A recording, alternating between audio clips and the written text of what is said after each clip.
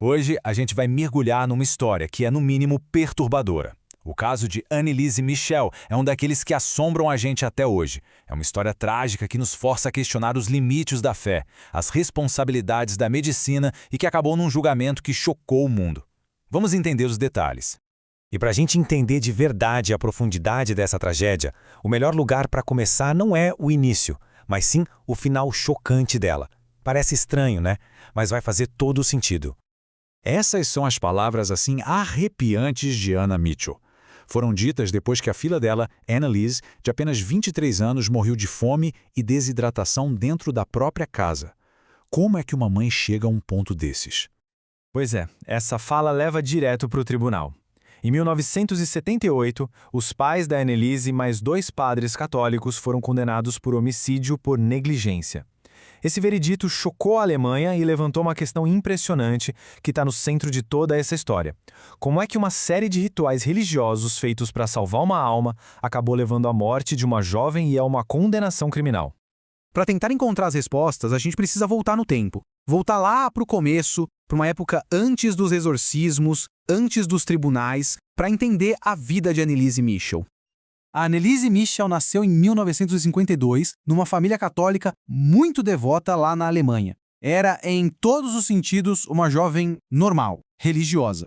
Mas tudo mudou em 1968. Com 16 anos, ela teve uma convulsão violentíssima, o primeiro sinal de que algo estava terrivelmente errado. O diagnóstico inicial foi epilepsia. Só que logo depois dessa primeira convulsão, o sofrimento dela se aprofundou. Ela começou a ter alucinações terríveis enquanto rezava, via rostos demoníacos e, pior, ouvia vozes que a atormentavam, dizendo que ela estava condenada. Isso jogou numa depressão profunda e o comportamento dela ficou cada vez mais estranho, a ponto de comer insetos e latir como um cachorro.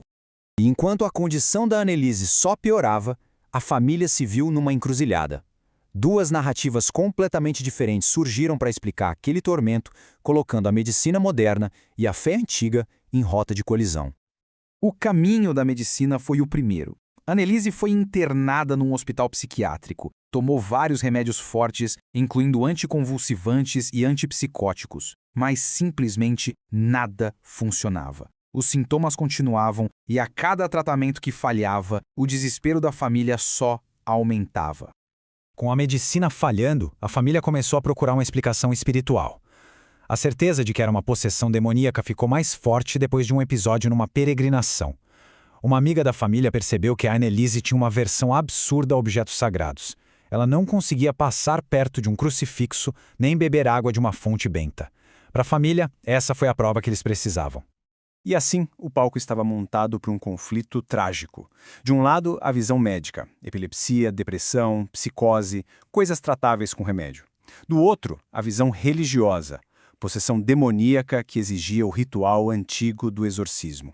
A questão fundamental que ia selar o destino da Anneliese era a quem eles deveriam recorrer, aos médicos ou aos padres. Desesperados, os pais de Anneliese procuraram a igreja. No começo foram rejeitados por vários padres que insistiam no tratamento médico. Finalmente, encontraram o padre Ernest Out, que se convenceu da possessão. E com a aprovação secreta do bispo de Würzburg, o caminho para o exorcismo foi aberto. O que se seguiu foi uma aprovação intensa. Ao longo de 10 meses, os padres Ernest Out e Arnold Heinz realizaram um total de 67 rituais de exorcismo em Anneliese. 67. As sessões às vezes duravam horas, acontecendo 1 ou 2 vezes por semana.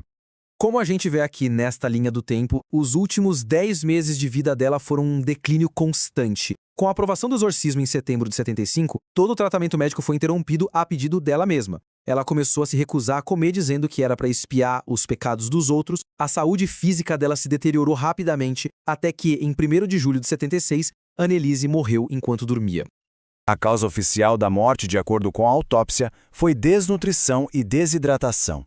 Depois de quase 1 ano de semi-inanição durante os rituais, Anneliese, uma jovem que um dia foi saudável, pesava apenas 31 quilos. A morte de Anneliese não foi o fim da história. Foi o começo de um julgamento histórico que colocou a fé e a ciência no banco dos réus. Um caso que cativou e dividiu a Alemanha. A promotoria apresentou um caso bem direto.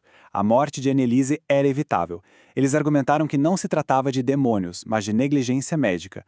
Peritos testemunharam que ela sofria de psicose severa e epilepsia, e que a vida dela poderia ter sido salva com tratamento contínuo e, se preciso, alimentação forçada. A defesa, por outro lado, baseou-se o argumento na liberdade de crença. Afirmaram que estavam agindo de acordo com os desejos da própria Annelise. Como prova de choque, eles apresentaram mais de 40 fitas de áudio dos exorcismos, alegando que as vozes gravadas, guturais e distorcidas, eram as dos demônios que a possuíam, incluindo Lúcifer, Caim e Nero. No final, o tribunal deu seu veredito. Os pais de Annelise e também os padres Ernst Alt e Arnold Hangs foram todos considerados culpados de homicídio por negligência. No entanto, a sentença foi surpreendentemente branda, 6 meses de prisão com suspensão da pena. Uma decisão que pareceu refletir a dificuldade do tribunal em lidar com essas questões tão complexas de fé e responsabilidade. E quando todo mundo pensava que o caso estava encerrado, a história tomou uma última e bizarra reviravolta, provando que o mistério em torno de Annelise Michel estava longe de terminar. 2 anos após a morte dela, a pedido dos pais, o corpo de Annelise foi exumado. Eles foram motivados por uma mensagem de uma freira carmelita que dizia ter tido uma visão. O corpo de Annelise, segundo ela, permanecia incorrupto, um sinal de santidade. No entanto, a realidade foi bem diferente da visão. O relatório oficial da exumação foi direto. O corpo mostrava um avançado estado de decomposição.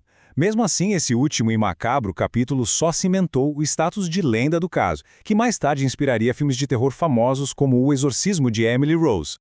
A trágica história de Annelise Michel não oferece respostas fáceis. Pelo contrário, ela nos deixa com uma pergunta desconfortável que ecoa através das décadas. Onde é que a gente traça a linha entre a fé devota e a negligência fatal? É uma questão que, até hoje, permanece sem resposta.